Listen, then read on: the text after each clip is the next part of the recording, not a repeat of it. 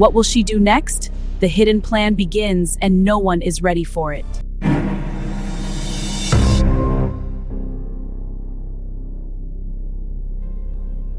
The morning sun rose gently over the village, spilling golden lights across mud huts and dirt paths. Birds chirped, roasted crowd, and the scent of fresh millet mixed with the earthly aroma of the river bank. Children ran laughing along the path, some chasing chickens, others playing traditional games with sticks and stones. Hadara, a young woman known for her sharp mind and quiet courage, sat by her window, staring out at the lively scene with a mixture of worry and resolve. Inside the small room, her parents huddled together, voices low but tense.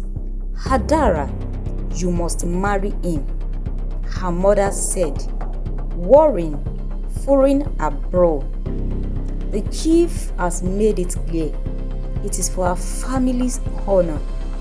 Her father nodded grimly.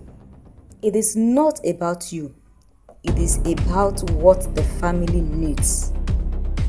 Hadara's gaze did not waver.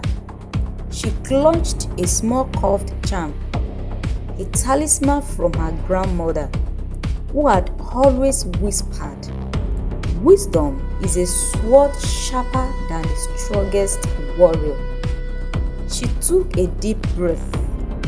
"Wealth is nothing if it comes at the cost of my freedom," she thought.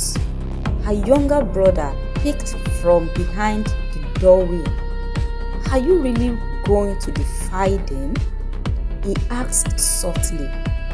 Hadara only smiled faintly and returned to her thought, already calculating, already planning. By midday, news of the impending marriage spread like wildfire through the village. Villagers whispered as they went about their chores.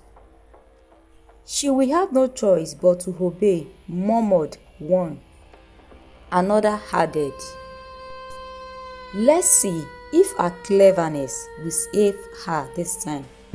But Hadara walked through the bustling marketplace with her head held high, ignoring the curious stares and hushed judgments. "They do not see the plan I carry in my heart," she thought, every step measured, every glance observing. As the sun climbed higher, Hadara retreated to her small room. She spread out sketches, charms, and carefully hidden tools she had been preparing for weeks. Each item was placed with intention. Tiny mirrors to observe without being seen, threads to trip a careless foot, small tokens to distract or divert attention.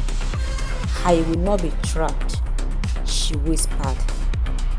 "Not by wealth, not by force." Her father lingered in the doorway, worry and admiration mingling in his gaze. Even he could not fully understand the depth of her resolve. The day before the wedding, Hadara wandered through the village under the guise of helping with preparations. She observed neighbors, noting who would likely meddle and who might unknowingly aid her plan. Children offered playful warning, "Be careful, Hadara. The suitor is quarrel." She smiled, replying subtly, "Sometimes the cleverest weapon is patience." By late afternoon, the suitor's arrival sent waves of excitement through the village.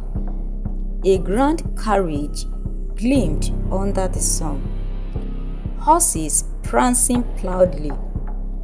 Villagers gathered, whispering admiration of his wealth and authority. Yet Adara's eyes were calm and calculating.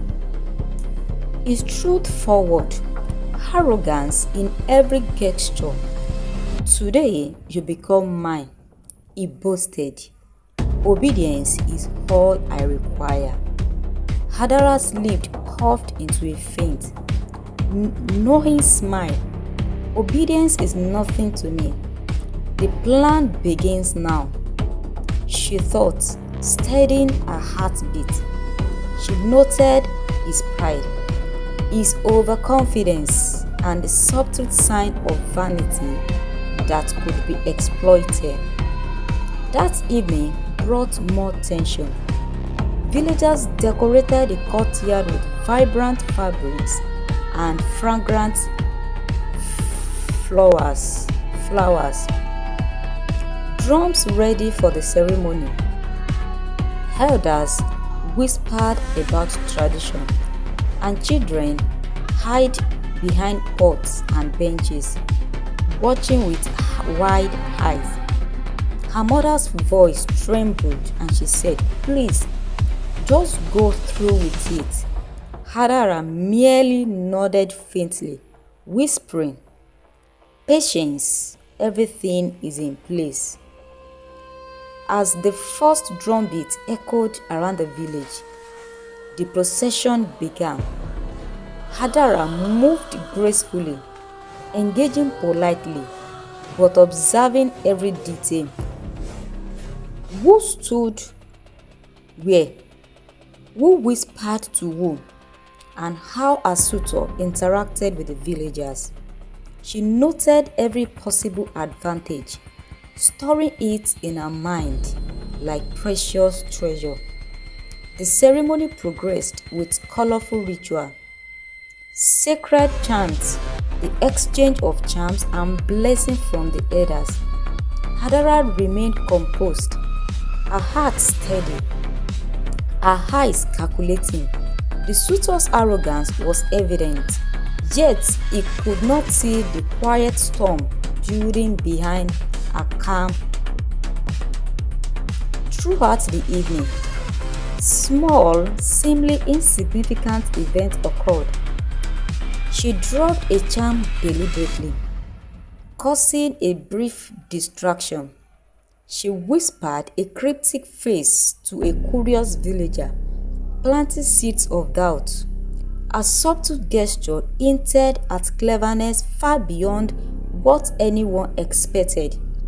Every action built suspense, every glance tested patience, and every breath measured power.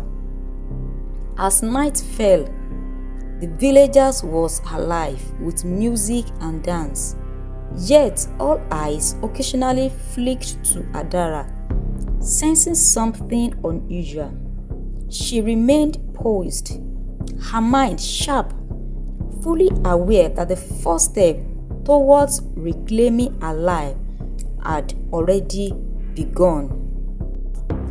Finally, the episode ends as she steps forward to greet the suitor, calm and composed, a faint smile promising cleverness, courage, and cunning beyond what anyone could predict.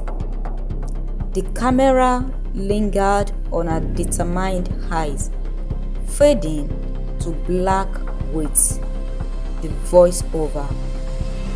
What will she do next? The hidden plan begins, and no one is ready for it.